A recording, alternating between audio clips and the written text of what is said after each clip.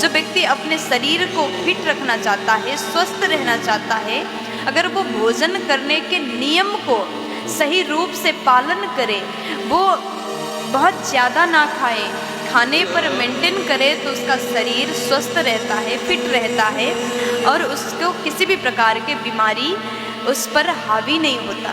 तो भोजन करने का भी बड़ा सुंदर नियम हमारे सनातन धर्म में, बड़ा ही सुंदर नियम भोजन का भी बताया गया। सर्वथा आप भोजन करते समय पूर्व मुख करके भोजन करें। ऐसा आप करते हैं तो धन की वृद्धि, उम्र की वृद्धि बताया गया।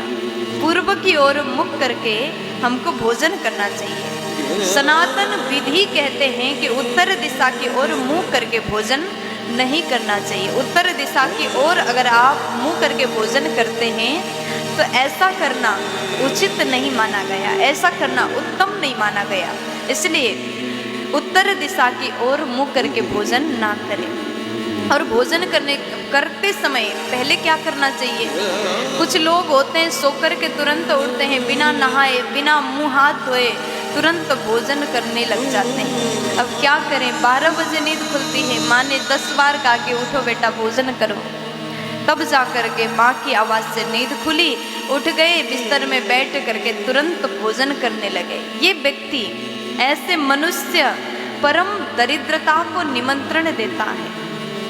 बिना हाथ मुंह धोए, बिना स्नान किए भोजन नहीं करना चाहिए। अगर आप भोजन करने जाएं तो हाथ पाँव को धो करके अच्छे से भोजन आप ग्रहण करिएगा, अगर आपको स्वस्थ रहना है। और भोजन करते करते जल बहुत ज़्यादा नहीं पीना चाहिए। भोजन करने के आधा घंटे बाद आप खूब ज़्यादा जल, जितना आप चाहे पी सकते हैं।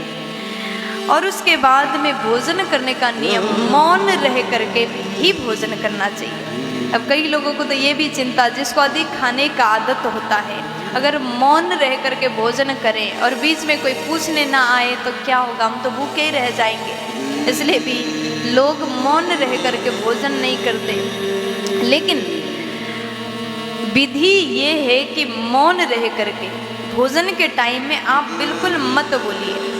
अगर आपको रोटी चाहिए तो इशारा कर दो, 2 उंगली दिखा दो, 2 रोटी आ जाएगा। 1 उंगली दिखा दो, 1 रोटी आ जाएगा।